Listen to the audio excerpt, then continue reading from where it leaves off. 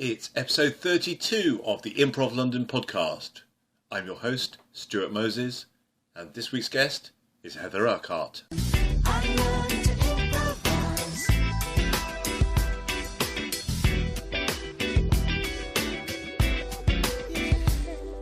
Hello. Hi. I'm Heather Urquhart. Welcome to the Improv London podcast. Thank you very much. That was very, you sounded like a ringmaster. Thank you very much. And you are the acts. Yes, I am the lion and the circle of fire. Really? What does that tell us? Is that too soon? Is that too soon for the deep and probing psychological questions? Too soon. I thought we were going to start with what do you do? Well, I was going to start with, tell us about your discombobulating day. Well, I was just saying to you before you pressed the big red button that we're working on an improvised concept album at the moment called The Concept. Nice. And it's so fun, but it's bloody knackering. Because you're improvising constantly for like the length of an album, and then we were sort of doing a dress rehearsal, so we wanted to get a few albums in, because we did feel like, with most shows I rehearse, especially anything longer or narrative, it's like just do the first bit and the rest takes care of itself. But with a concept album, like the whole sort of concept is that you're making an entire thing, So that's why we had to do a few of them just to sort of have a chat and see where we were with it. And it's brilliant. It's really exciting. We've got 3 musicians, 3 visual artists, 5 vocal improvisers, and lighting and tech. Wow. Which is pretty cool. Yes. And it's all come together quite quickly, which is unusual for improv. When it's like normally you have an idea and then 4 years later you realise you haven't done it. Whereas this has been sort of the opposite, so that's quite fun.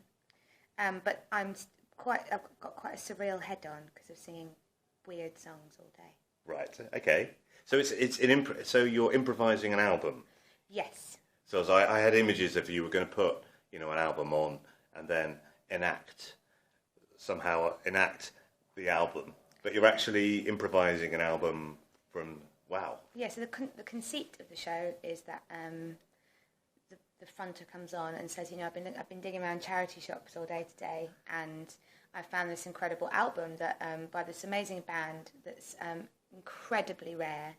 No one's ever heard it before, and but we're going to listen to it tonight. Yeah. So it's either depending on how your brain works, they're here tonight to play the album live, or weirdly in my brain, I imagine listening to the album. It's just it's like you can see the people there in front of you. Yes. So we've been sort of doing that really, and what's I suppose different from my normal sort of improv, or maybe stuff that you and I are used to doing, is that there's no scenes. Right. There's no one on stage. It's all performed with mics, and the visual is live animation. So we've got people sort of drawing the stories and then animating them. Yeah, which is great. It's really fun. Yeah, sounds amazing. Yeah, really fun. And the music's good, I think. Yeah. What sort of is it? So you've done dress rehearsals today. Is it always a consistent style, or are you? I'm imagining it's quite sort of trippy prog rock, but that's just maybe my own personal preference.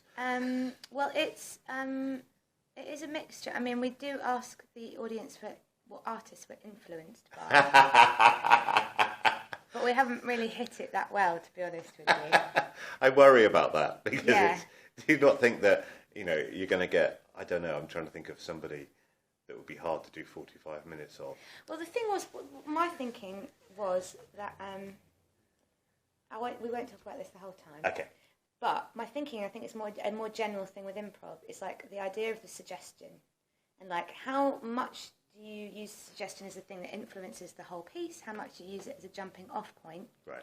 And also with something like that, it's how often do you check in with the audience? Right. So for example, with something like Showstopper, you've got the mechanic of constantly checking in with the audience and sort of saying, see, this is improvised. Whereas with this, we start and then we go right through. So our thinking was, if we asked for influences, if they came in 2/3 of the way through, it would just remind the audience that they were still part of it, even though we hadn't talked to them for a while. And my other theory, although I think this might just be me being optimistic, is that when a band says, you listen to their album and they sound like they're influenced, by like Blur and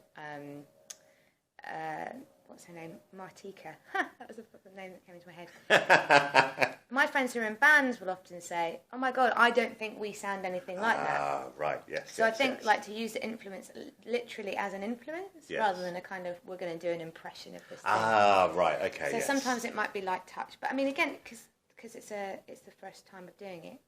If the audience are like, "You didn't do our thing," you might have to rethink that. But that's the exciting thing, isn't it? I mean, it would be a cheerless audience to go, "But I said I wanted you to sound like Duran Duran, and you were more Wham, and I want my money back." Well, maybe, I don't know. I mean, they would be bastards, clearly. But there is that thing of like, why ask for a suggestion if you're not going to use it? Yes. And I do get that. Yes. Because I'm quite happy to watch people just get up and just do improv from nothing. Yeah. So, yeah, I guess we should honour our suggestions if we're given them. It's just how much you do, I suppose. Yeah. Depending on the type of improv. Yeah, and I suppose if you're dealing with influences and you're improvising it and you've got so many people improvising in so many different ways, some people might have a intimate knowledge of the Rio album, whereas other people might be more Seven on the Ragged Tiger. So even then. Yeah, Stuart, I can see you're going to be a future cast member because we need people that know stuff. Know stuff about music. Yeah. And it's funny as well, actually, like working out where all our Venn diagram of what we like sits. Oh, yeah. So it's very much, I've got your back thing of like, yes. Jenny Rowe, bless her, the other day we were like, the influences are like Aphex Twin, and she was like, what? Is this ambient Aphex Twin, or is this more, Yeah, like 90s Bowie was another one. Oh, right. And actually, all of us were like, no idea. I was like, Fame, and then Fred, who was working, it was like, nope, that's 80s. 80s, yeah. So it's just fun to use it in a fun way and not in a slavish way, and also trusting that if you don't know something, then maybe the audience won't, but one of us is gonna. Or we'll have Stuart in the audience going, excuse me. I wish to be the arbiter of the musical accuracy of this act. And it's been very good, but I think you'll find. Yeah. Well, don't do that. I won't do that. Because we'll definitely not meet your expectations. And also, you're improvising a whole album on the spot. It's like, that's pretty amazing. So, We'll see. Even attempting to do it will be amazing. It will be amazing. Oh yeah, definitely. It's super, super fun. No, it's really interesting when you're able to take improv and then sort of bring these other art forms together with it and sort of see where that takes you. I think that sounds really exciting. Yeah. I think it's really important as well, actually. I was talking to there's a lovely man called Kevin Gillese, and he runs the Dad's Garage Theatre in Atlanta.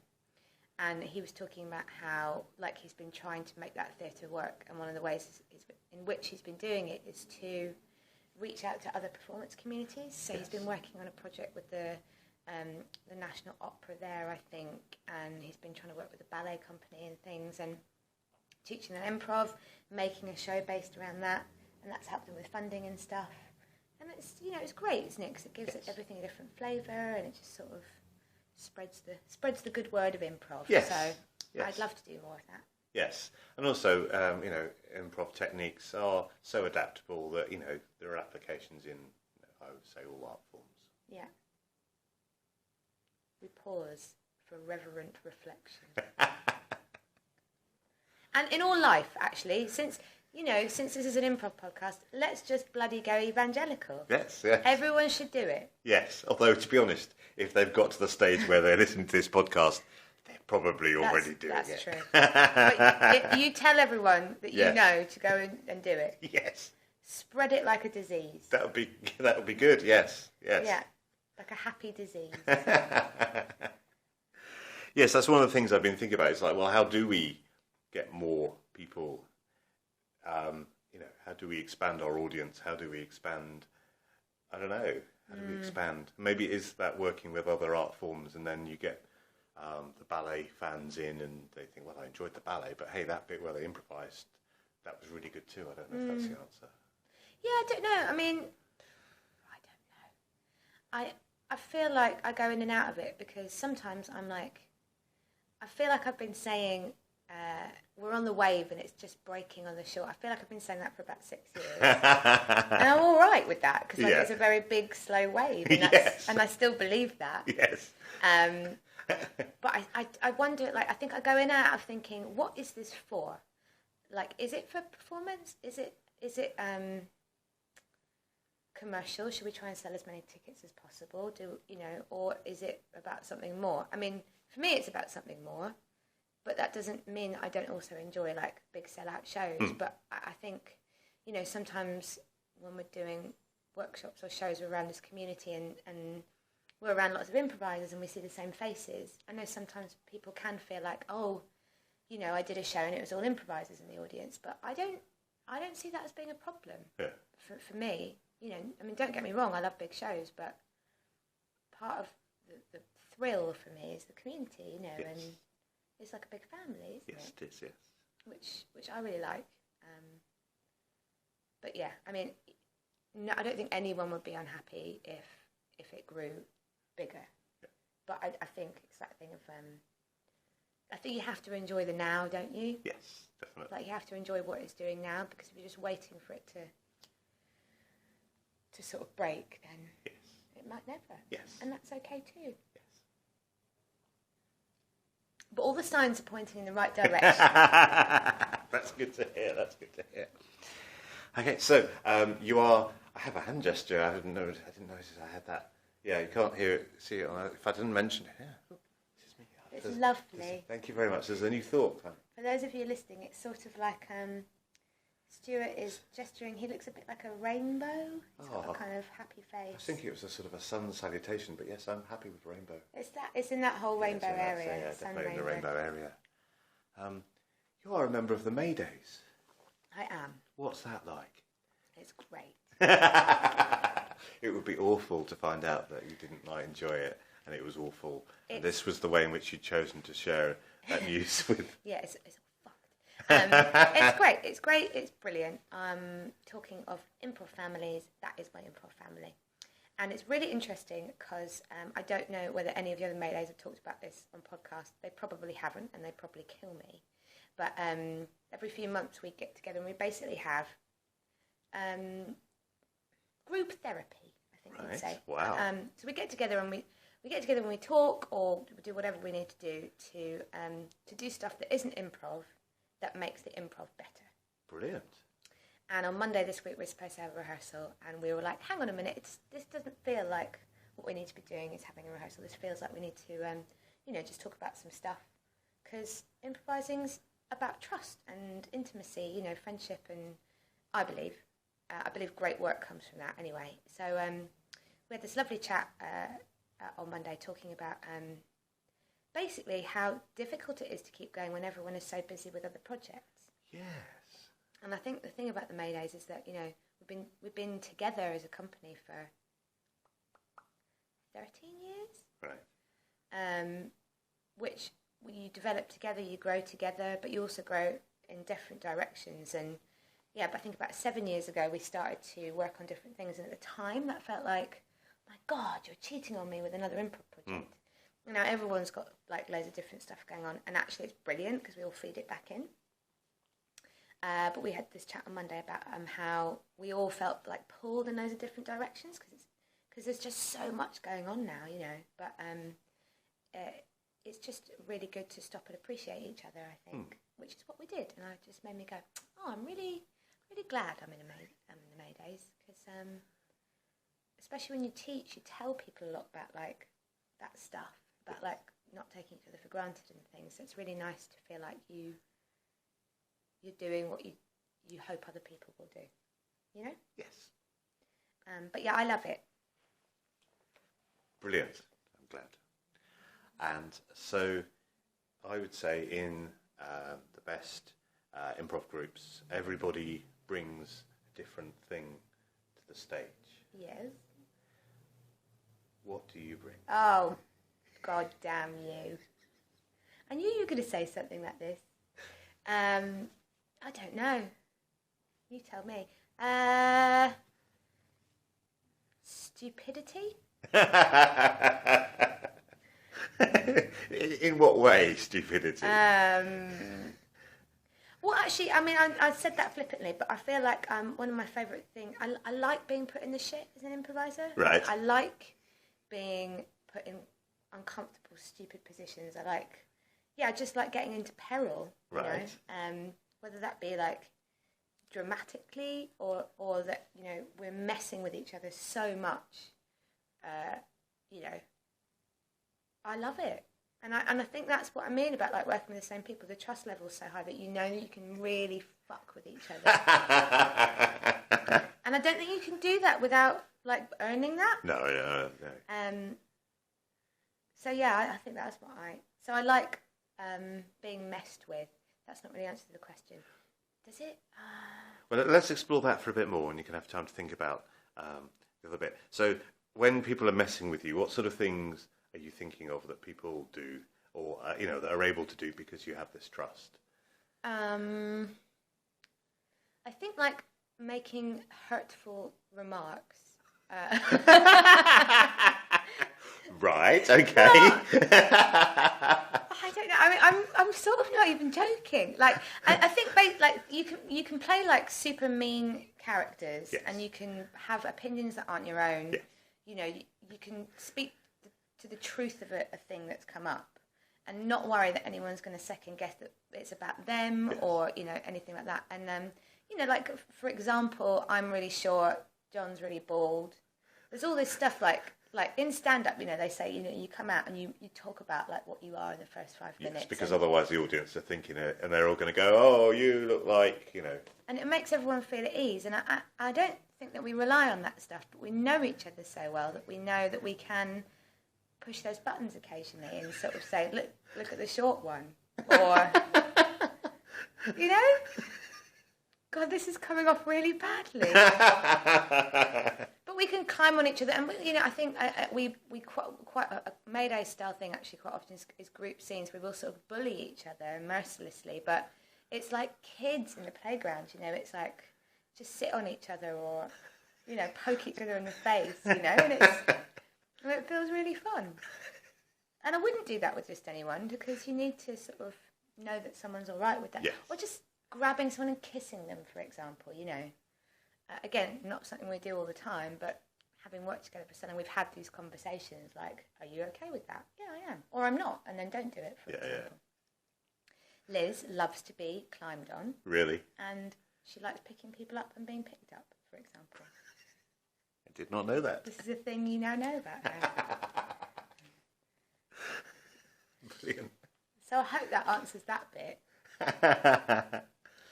Yeah, I think that's what it's about, I think. Cool. Feeling like you can go anywhere on stage and everyone's going to be all right with it, I think. I still don't know what I bring. I'm just stalling. I like singing. Brilliant. That's what I bring. You bring the sing. You bring the music. I bring the music. See? You just did it just then? Yeah. It was music in the room. Yeah, exactly. Yeah. I think I've sung too much today. Do you think so? Yeah. That can't be true. Possible. It can't be possible. Yeah, well, we were talking about this before, weren't we? And Jules was joking and saying like positivity, but if I had to self-describe in a way that I liked, I'd say positivity. You know, like cheer. And like John, for example, John Kramer, he will probably never listen to this, but I hope he does. He brings like unashamed cantankerousness. I really want to interview John. Oh, you should. I'd He'd love it. He'd just sit here and be really grumpy for ages. It'd be great. I think he's cropped up. Definitely crops up a lot. Yeah. Someone that's had an influence on people. Yeah. And I haven't actually met him, so he sounds hilarious. He's brilliant. He's totally. So basically, I bring the opposite of what he brings. Right. Okay. You are the yin. Yeah. John's. Yeah. Exactly. Yeah. Exactly. Yeah. So let us travel back in time. Yes. When did you first start performing any sort of thing? Never mind just improv. How did you get into getting up on stage and doing stuff? Well, I've always been an attention-seeking little madam. Right. So, I always wanted to do acting, and at school I never got the parts, and I got really cross with my drama teacher. And then I joined the National Youth Theatre for a while, and really enjoyed that. And then I did a physical theatre sort of degree. And during that physical theatre degree, I met Kevin Tomlinson, who is based in Oxford and runs a improv company called Kepow, who still do stuff, but Kevin tends to these days do more sort of solo improv. Right. Does a lot of mask work and there's a lot of Johnston stuff. And we did a show in, I want to say 2002. Let's just commit to that. But I might have to look it up. But we did a show called The Game of Love, and it was sort of quite guerrilla theatre sort of thing in Edinburgh. And then... So what was that show? What was the format of that show? The format of that show was, it was a short form show, but the kind of framing of it was a game show in which the improvisers were competing for the audience's love. Oh, that's interesting. And what I really liked about that show is that rather than being scored on your performance, and in fact you weren't scored, you know, all these things are just a setup with which to frame great improv, was that the love was given for this person who would set up the scene. So if you said, right, I really want these guys to do, I don't know, for example, a questions only scene, that at the end you'd say, so audience, did you like my idea for the scene? Right. So it was never about like judging the performance. All right, okay, that's interesting. So it's just a nice little frame for short form, and we do lots of forfeits and silly things like that. And then at the end of the night, whoever had won the audience's love would get to sit in the middle of the audience and have a Polaroid taken with the whole audience. And I remember I've still got all those Polaroids from all those years ago, because I was still in love. I could not get enough of this crack that was improv, and you know, I knew then that it was going to be the thing that I was going to do. Yeah. Basically. So that's how I got into it. When I was doing physical theatre, I was shockingly rubbish at it. Really? What sort of thing do you do in physical theatre? It's quite heavily dance based, and at the time it was kind of quite a small thing. So it was companies like DV8 and Frantic Assembly, and a company that do a lot of physical theatre now who are huge are called Gecko, so that might be a reference for some people. Mm-hmm. And at the time, because I really loved acting, but I felt like I was just a head walking on stage, and I was like, I really want to get into my body.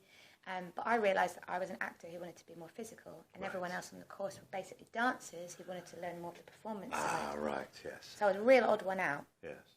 But so when the improv module happened, so that's how I met Kevin, he came in to teach, I was like,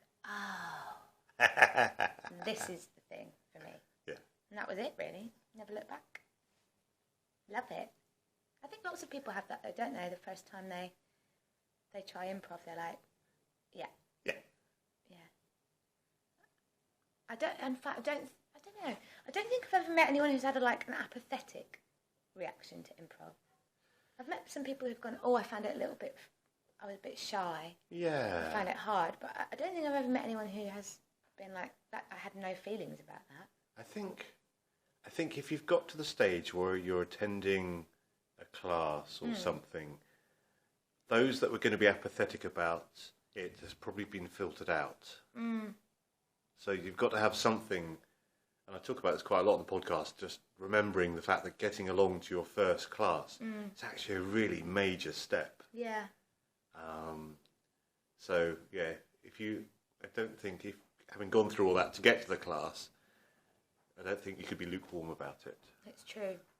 I think maybe my reference point sometimes is like, because I do a lot of stuff sometimes in, businesses or charities or something. Oh, yeah. And sometimes we just get launched on people stealth. Oh. So they don't know that they're doing improv. Right. But it's really interesting. Like, even in those situations, people are like, they find themselves doing it, and they're like, you see a little light go on. Yeah. And it's lovely. It's really lovely. So in those situations, what the employees aren't even told that you're coming, or they aren't told what you're going to be doing, or what's the level of subterfuge? It varies. I mean, some people are like, don't tell them anything, we want to freak them out. Which I'm kind of like not so I'm actually fine with it because the thing is, I know that like my intentions are pure and good. Yes. So even if the person booking us is like, I want to freak them out, I know they're going to have a lovely time. Yeah. Sometimes they'll get told it's team building, but they won't know what. Right. And sometimes they will get told it's improv, but they might not have necessarily elected into it. You know what I mean? Yes. And it depends what they want to use it for. Like sometimes they might just want to work on collaboration or creativity, but sometimes it might just be like a confidence thing. You know, because as we're bookending with earlier, as we were talking about, it's got lots of different applications, hasn't it? So, yeah. What were we talking about before? I've lost it. We were talking... Oh, the mists of time. Yes, that's right. We were talking about you. Yeah. That's how I got into it. Yes.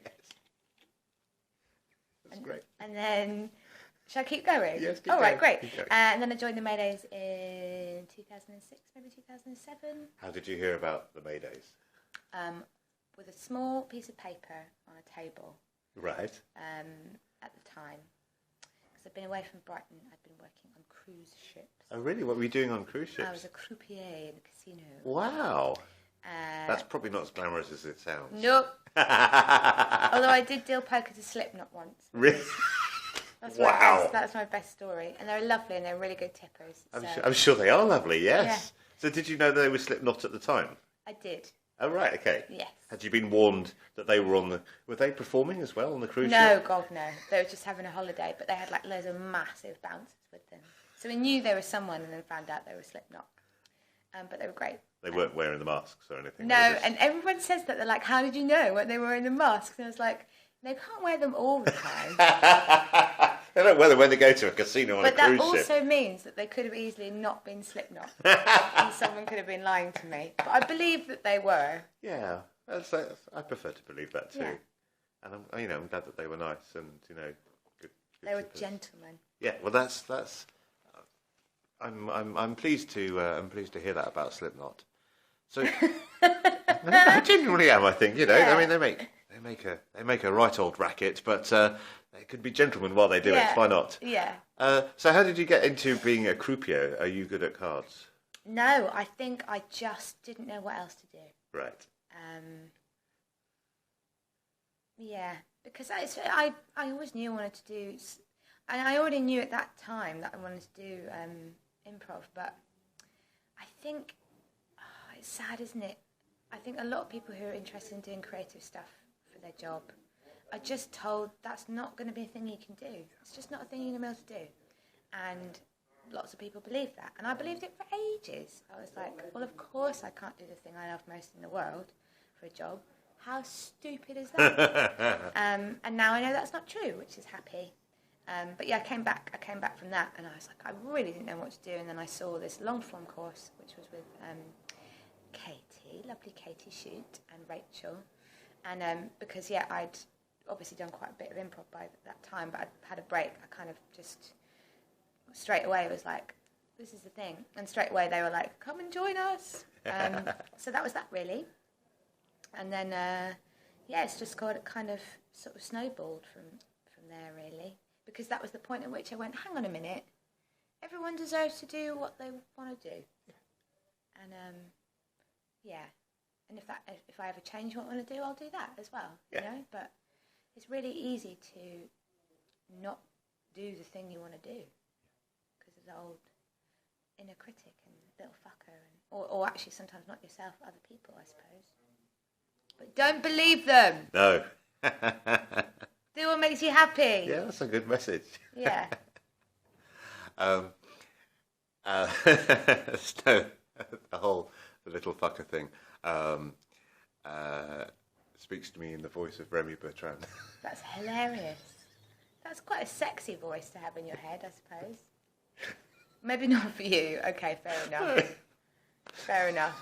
Does he know that? Well, I don't imagine he listens to the podcast, but... I'm going to track him down and tell him. You should tell him.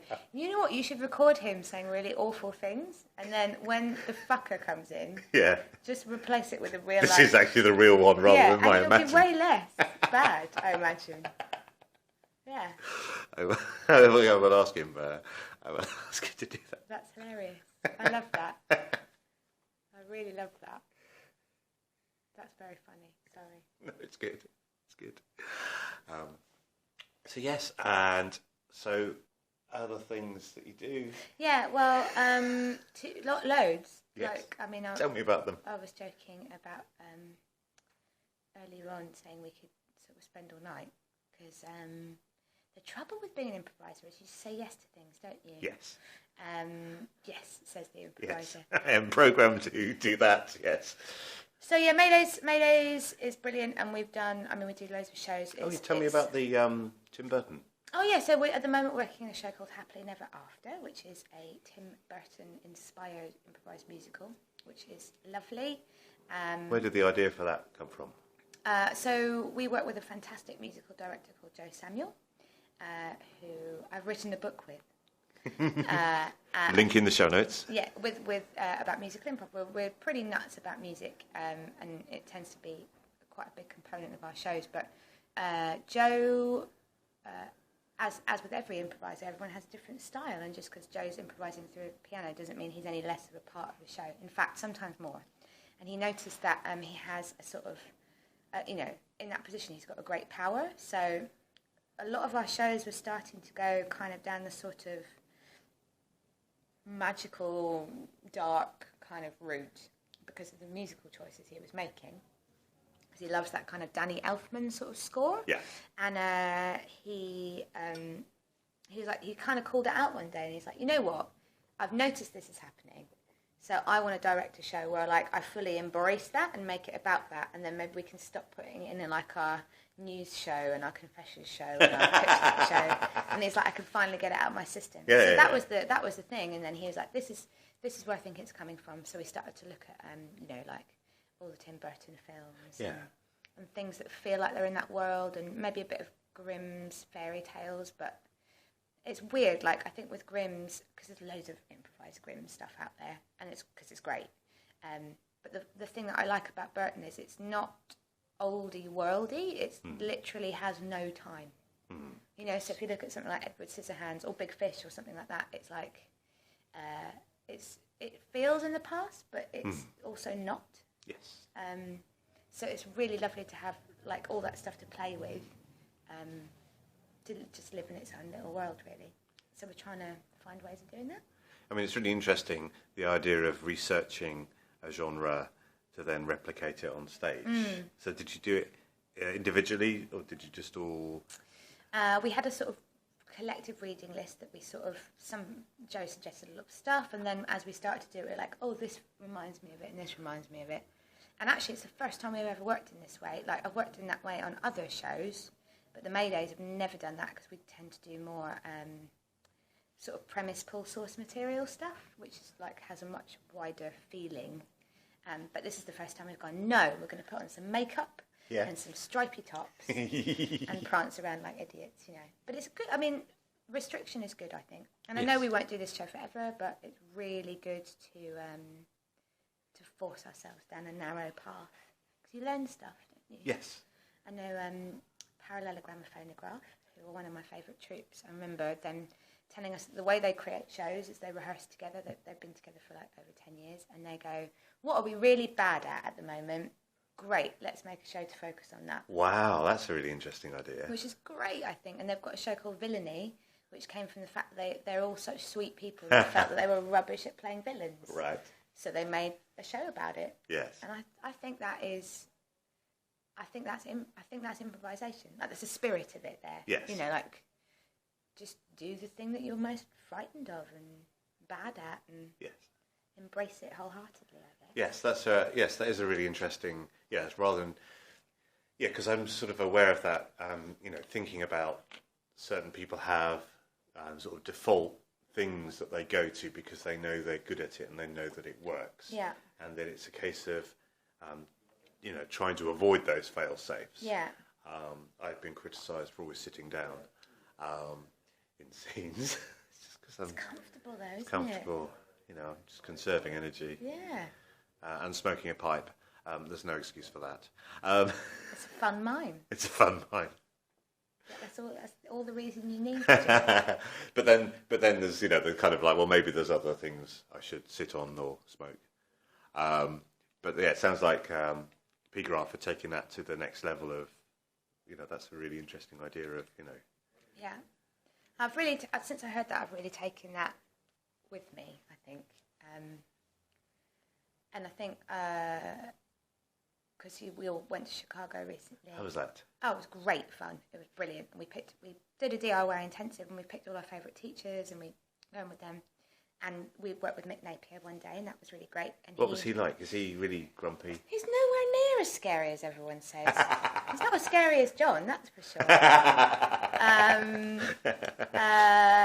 and he was great. But one of the things he said that I really liked was this idea of toggling back and forth between what you're great at and what you're comfortable at, and then just toggling and alternating and going, well, I'm not going to give myself a completely easy time the whole time, but I'll just kind of, alternate and go, right, well, I'm not doing this at the moment, I'll do that a little bit. Even if it's, let's be practical. As an example, say someone says you're a wonderful improviser, you're always playing low status characters, though, for example. I know I am. That's my sort of comfort zone. Mm-hmm. But instead of like beating yourself up with a birch branch, just going, okay, well, I'm going to let myself do that half the time, and the other half the time I'm going to work on the opposite, which I think is a really nice, healthy way of getting better. Yes. Without making it not fun, Yes. That's a really interesting idea. Why? What attracts you about playing low status characters? I think that whole wear your characters like a thin veil thing, and I think that you. Maybe this is not true because some people it's opposite. Waffling. I think I'm probably quite a naturally low status person. Not in a kind of, I'm sorry, sir. Like in a way that's obvious. But I think I relate to people by just generally being more open and deferring to them and asking them what they want rather than sort of saying, this is what I want. I don't think it means I'm not assertive in real life, but I just find it more comfortable to be that way, and therefore I think it's probably more comfortable to play that way. And it's not extreme, but I think if I had to if I wrote down all my scenes, I think I'd probably, on balance, be slightly more low status than high. Right. And again, I think it's that thing of when you've been doing it for ages and ages, hopefully you knock your defaults out of yourself. But, if I played 2 scenes, I'd probably play low status first. Right, okay. I'm guessing.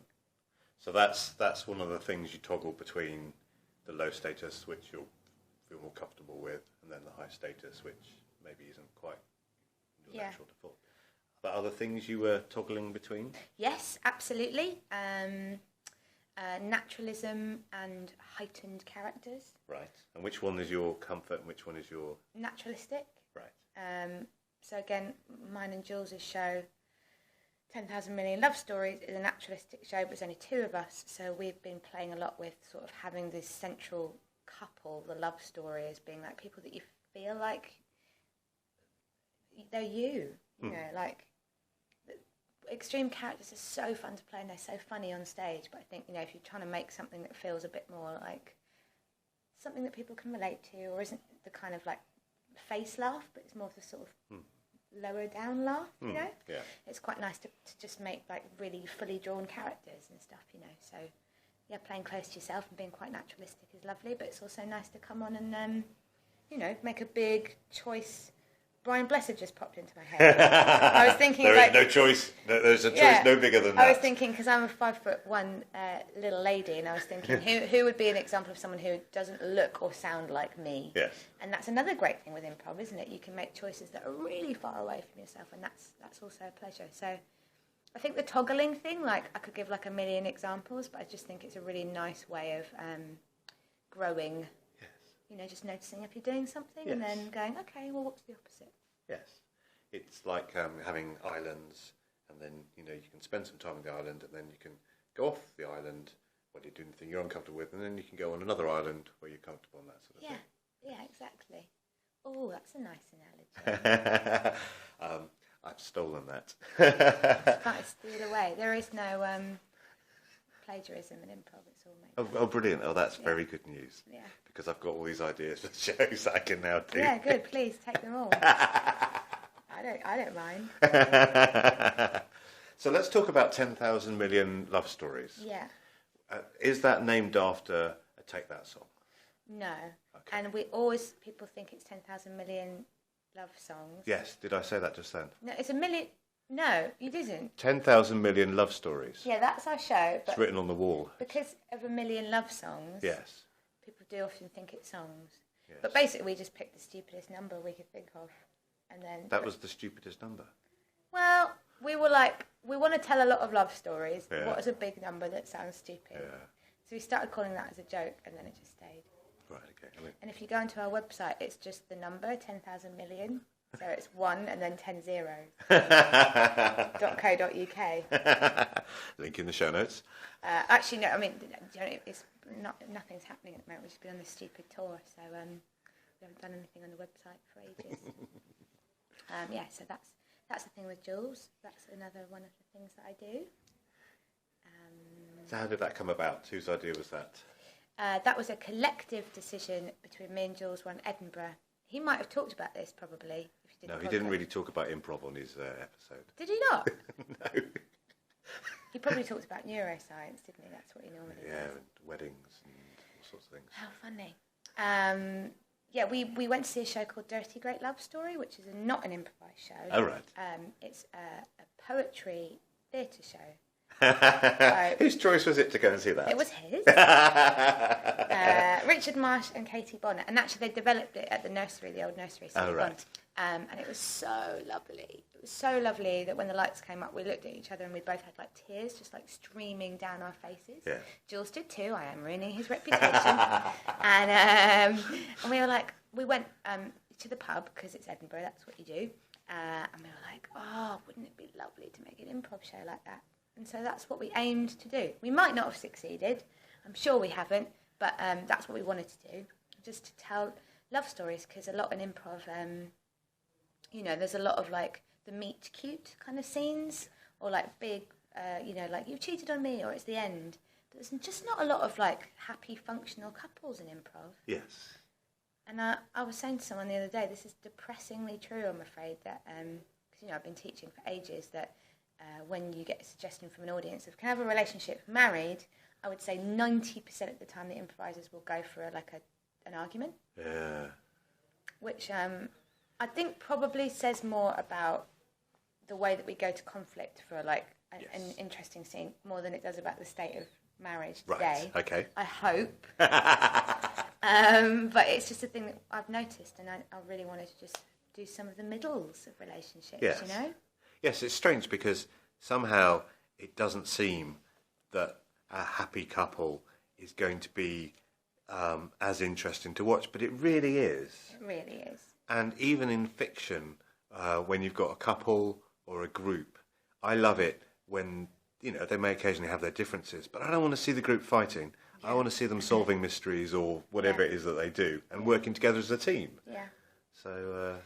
And it's weirdly, since I've been doing that show, that made me think about love relationships. But lately I've started to think about how it's sort of for all relationships that we put on stage. Like how often do you see like just two best friends just hanging out and enjoying each other's company? Or how delightful it is when you do see that. Exactly. Yeah. Or like mother-daughter scenes when nothing much happens. So I'm just a big fan of like Linklater style improv. Like nothing happens. Yeah. Everything happens. Yeah. Which I love. And it's really interesting as well because, I do showstoppers as well. And when I first started doing that, it was a lot about like narrative and plot. Right. And I think the last couple of years, even in that show, it feels like we've gone, hang on a minute, it's not important. Like make believable people with lovely relationships and the rest sort of takes care of itself, you know? And I think that's the same for any show. Yes. I really, really do. No one comes away from an improv show going, I'm really glad they fixed that bike. Yes, exactly. And that's from somewhere else as well. I love that one. Yes. I love that one. Citation needed. And it's true. It's really, really true. Yeah. So what's it like? Actually, let's finish 10,000 Million Love Stories before I ask you about the showstoppers. So for people that haven't seen it, can you explain what the format is? Yes, I can, and I would love to, and I want everyone to come and see it because I love the show. We talk to the audience about their love stories. So at the top of the show, we get everyone to close their eyes, and we throw out a bunch of phrases that are kind of evocative of situations around love. So, for example, we might say first kiss, or holiday romance, or the one that got away, or just friends. And we ask the audience to close their eyes and sort of reflect for a minute. And then we ask them to talk to each other, and while they're talking to each other, we go around and interview them. That's really interesting. Which we wanted to do, and this was Jules's sort of bugbear, was that he wanted to make a show where the quietest voice in the room could end up having a chance of being like a main storyline. Yes. Because when you're dealing with like sort of emotionally vulnerable stuff like that, it's like, you are going to get someone who's going to shout out. Yes. And there's nothing wrong with that. Yes. I love those people. Yeah. But I also love the people that don't, you know? Yes.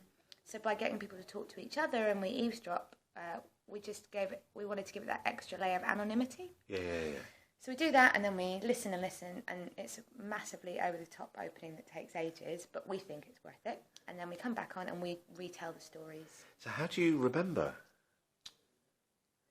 I think in the same way with all improv, or like an Armando or something. It's like, what's the thing that sparks you? Right.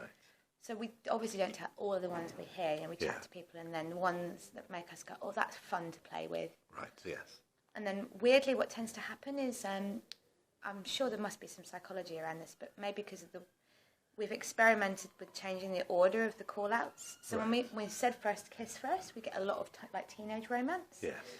So now we play with the order of what we suggest, and it does seem to put a theme in the audience's mind, whether they realise that's... we obviously can't plan that, but we've had, nights where it seems to be a lot of stories about friends falling in love, or about, painful endings, and the other thing that happens... Sorry, I feel like I'm going to talk to you now. I've got so much more to say. Have you got to go home? And okay, is that... I like the fact as well that top is improvised. So if I've got like a bunch of stories in my head, I'll listen to Jules's one, and then I'll immediately like filter down and go, okay, which of the ones in my head are relevant to what he's just said? So you'll listen or talk to the audience, and then you come back on stage, and then you retell the stories. Right. Okay, that makes sense. Yeah, so we retell the stories, so people get to hear them, but they're not. They're more anonymous. Oh, brilliant. Yes. But in the same way that it's improvised, like I might hear an amazing story from someone, but if Jules tells a story and it's like, hang on a minute, is the one I really wanted to tell relevant, or should I get rid of that and go, okay, you've told a story about an adultery. Right. Maybe I will have one about an adultery, and then we'll start to build on that as a thing. And then the show itself is has no form.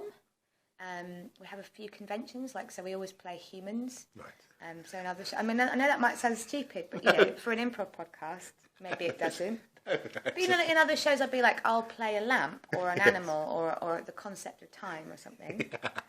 So for this one, I do love your portrayal of the concept of time. Thank you very much. I'm very well known for that one. But for that one, we're like, no, it's a naturalistic show, so we'll always play humans, and we have a convention that we'll play multi-characters, even though there's two of us, and we will also play each other's. But I love that. It's so fun. It's really fun, because then you can tell the story, and it becomes more about what's the story that needs to happen, rather than what do I want to do. Yes. So that's really fun. And we've done like one scene in a show, and we've done like lots. So we don't have a form, but we just have a feeling. Yes. Gosh, that's wanky, isn't it? No, that's exactly the sort of material we want on the podcast. Yeah?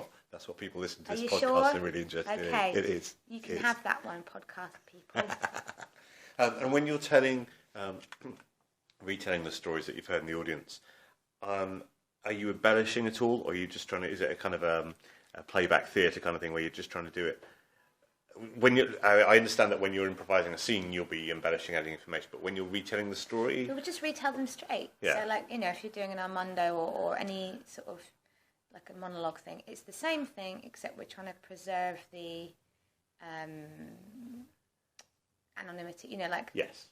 Preserve the person's privacy, by doing it for them, but we still get the truth. Yes. Because the truth's always more interesting, isn't it? Yes. You can't make up anything more interesting than the truth. And also, it's easier. Yeah, because you're not having to make stuff up. Exactly, yeah.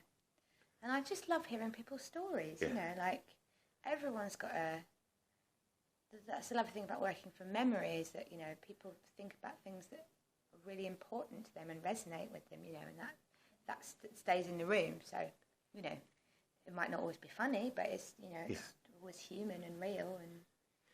And yes, also having, if it is one of your stories that is retold and then you see it performed is such a powerful experience. I was doing a musical course with Katie Shute, and she did that exercise where you tell a story from your life and then you have it sung back to you from the past, the present and the future. And I was like, wow, I'm really getting an insight into the time that I hitched to Paris in 1994 and how I felt about it at the time and how I feel about it now. Amazing. And I thought, what are the chances of this?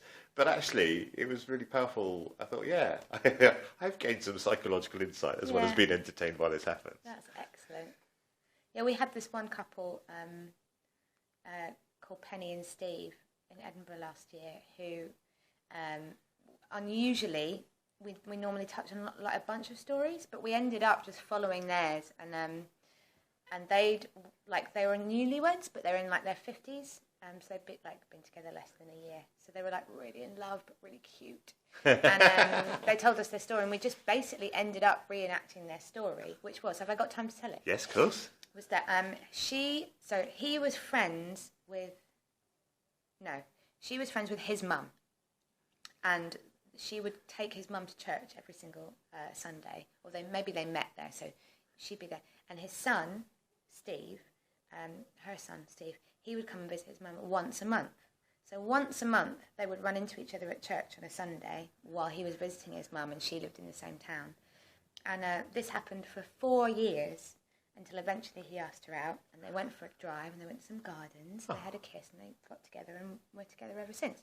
And we were like, well, when did you know? And they're like, oh, we knew straight away. But it was just like the longest like courtship ever, of just it being enough to see each other, and then they knew they were going to get together. So of course we just sort of did the literal version of that, which is like one show, which was like the most drawn out version of two people getting together that we could do, you know. And it was lovely. And afterwards they were like, what the fuck just happened? Because they'd never seen any improv. And they're having a shit day. Their mortgage offer had just been turned down, and there was the rain, and it was Edinburgh, and they didn't know what to do, and there was this free show, and they were like, ah. That's amazing. And it was lovely. Yeah, I loved it. Things like that make it all worthwhile, I think. So you... I'm opening my water quietly. That was good. That was very considerate. I should have just let you do it without drawing attention to it. So yes, let's talk about musical improv. Let's. It's my very favourite type of improv. Me too. I've decided that is my favourite type of improv. How did you get into being musical in the first place, and then how did you get into improvising musically?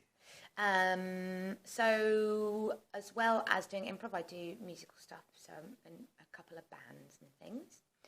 Who are? So I'm in a band called New York Dollies, and I sing with a band called Electric Soft Parade sometimes, and a band called The Fiction Isle, and that's more like indie sort of stuff.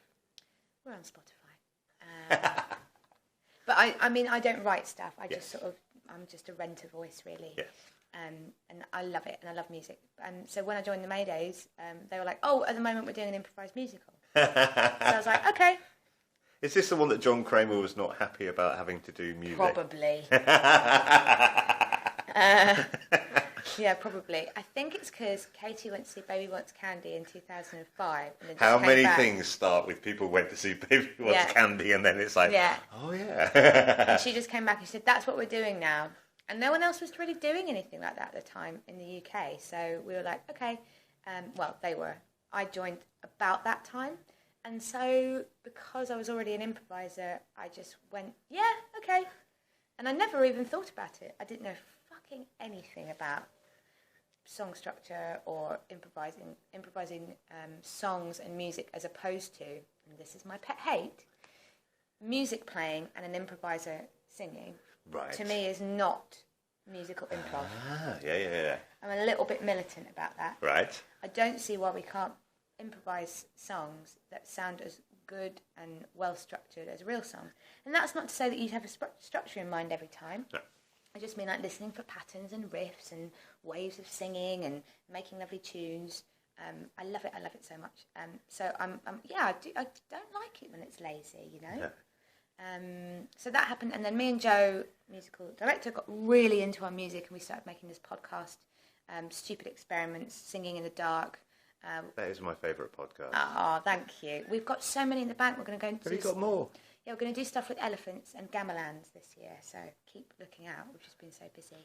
And then we wrote the book, and I just love it so much. And then, did join Showstoppers November 2014. What's it like being in Showstoppers? For me, it's great, because I am on the Z list. Not the Z list, but like obviously they've been established for a really long time. They're fucking brilliant at what they do. And you'll notice I still find myself saying they rather than we. Oh, right, yes. Which is really interesting. Yes. I can say we, but I think because, I'm a newer member of the company, I really love being able to go in and just do what I love the most with the best I can. And that's it, really, isn't it? So I'm doing Edinburgh this year with them. I'm really excited about that because, they've got so much going on and so many brilliant opportunities, and I'm just happy to take what I can get, really, in that situation. Really inspiring and so different, again, from all the other work that I do. They are 100% hardcore showbiz. Yes. And I think what's really different about them is obviously it's an improvised show, but that is not the focus of rehearsals. That's not the focus of what they do. All right. It's about doing a musical. Yeah. Yeah. That show is, obviously, as individuals, people do other shows, but like, we're going to do a musical and we're going to take that goddamn seriously and do it to the absolute best of our ability, So there's no, there's very little we want you to know that we're improvising in that show. Right, yes. It's super slick. Yes. And I think that's a great challenge, Whereas Baby Wants Candy, for example, are a lot more kind of, hey, we're doing a funny thing. And there's enough room for both of those things, and they're both wonderful things, but they're just different things. And I love it. I mean, God, what a wonderful world to have all these great things. To have both Baby Wants Candy and Showstoppers, yeah. So, what would a typical Showstoppers rehearsal be like? Am I allowed to say? Am I allowed to go behind the scenes? I think so. I think if people are still listening at this point, then they're real. We've gone over, haven't we? Well, I think what's really interesting, you were talking about genre earlier on, is that, it's a genre show. Yes. It's a very hardcore genre show. Not just it's a musical. Because, again, like sometimes you do shows and, like, give me a musical style. And people go, musical. Right? I've never heard that. Haven't you ever heard that? I've not heard that. That has been a regular thing. What is the type of music? Musical. Because, they might say folk or whatever. Yeah. But, like, and to be fair, I would know what they mean when they said that. Do you know what I mean? Yeah. I just kind of go Rodgers and Hammerstein / Disney, generic thing. Yeah. But the reason Showstoppers are great is because they hardcore drill and they know their musicals, man. They know their musicals. So obviously, they've been in the West End now, so the call-outs are going to be for up-to-date stuff and everything under the sun. And Duncan, who's the main musical director, he's fantastic. And everybody really knows their shit. Yeah. So, to be honest, a lot of rehearsals are about keeping up to date with the musical stuff. Really? Yeah, because, everyone's pretty experienced and people know how to improvise. Yes. And so a lot of it is like, what's happening with choreography at the moment, what's happening with musical, like Hamilton's just gone huge. Yeah. So kind of knowing what is Hamilton, like what would you have to do, not to do an impression of Hamilton, but to improvise a number as good as it would need to be in Hamilton and not look out of place in the style of it. Yes. I think that is the aim. Yes. Which is stupidly ambitious. Yes. And how fantastic is that? Yes, that's amazing. I hope I'm doing justice to that. I think, because like obviously Adam Megiddo is the director of that show, and Dylan Emery, and they're both brilliant, but like they've got such clear vision for what they want it to be. Yeah. So I hope I'm describing that vision in well, the best I'm terms. hoping to get them on at some point. They can express. You can tell me if they say something different. but I mean, it's still interesting just to get other people's takes on things. So I did a couple of singing genre workshops with showstoppers, and the Gilbert and Sullivan section was. It was both a high point and a low point. Yeah. I thought, well, I'm kind of glad that I probably will never be called upon to do this on stage, but I'm really glad that I have given it a go. Yeah. Yeah, I've done a few of those now, and they're funny. They are funny. But yeah, it's I do really admire the commitment to, we're not just going to do something that is recognisable as that and get a laugh. It's like, yes, they do good. Yeah. Gilbert and Sullivan. It must be coming to the end. They just do really good versions of stuff, you know. Yes. And I think that is great. I think that's great for the art form, really, isn't it? Yeah. It's definitely to have them.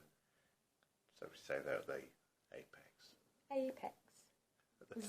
Zenith top? Yes. Because there's a mountain word. Summit? Yes. And I think summit sounds so much like the word plummet. But it doesn't feel like a top word to me. Do you know what I mean? Yeah, yes. Now you explain it like that. I've never thought about that way before. We're at the summit. Yes. It makes me sound like we're going to plummet. Yeah, we're going to plunge off the summit to the abyss. That's probably a lot to do with my psychological state. Let's explore your psychological state. No! Please don't. No one wants to hear that. I think if they've been listening to this long, they do. So when you're at the summit, do you fear that a fall is to come?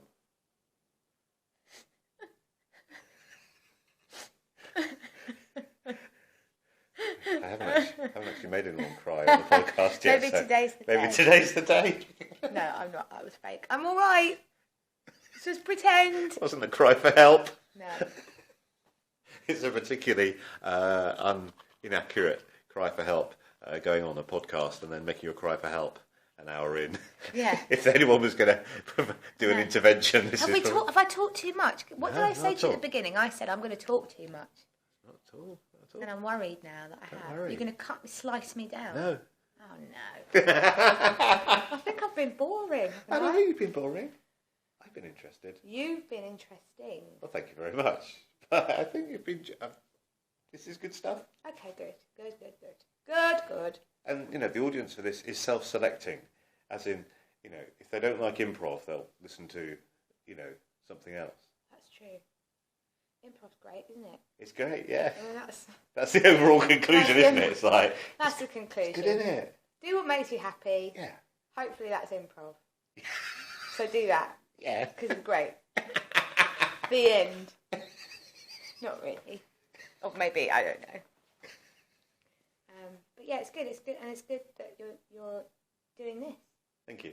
I'm enjoying it very much. I've really enjoyed sitting down and talking to people about improv for an hour, and there was loads of, Jules doing the ones when, and C3 something, Carlene and Shem doing, your teachers that come across. But I thought, well, there's also a lot of people in the UK that, would be fun to talk to as well.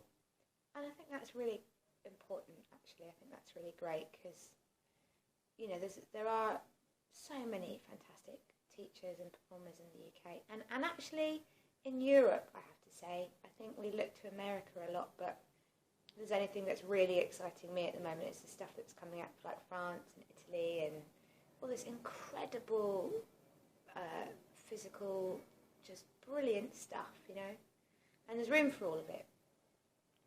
So, yeah, it's lovely to talk to local performers and find out what they're up to because,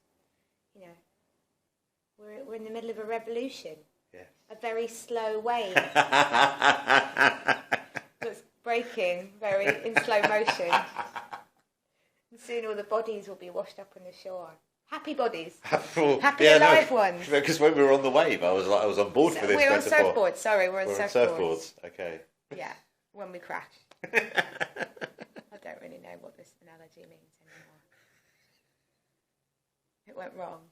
Well, it was, maybe we'll find out when or if the wave breaks. Yeah. Maybe it's happening right now.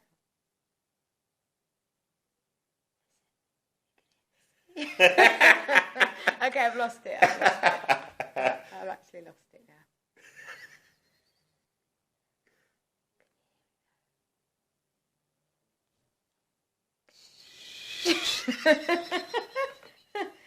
That was it. It happened. I could hear it. Yeah. No sound effects required.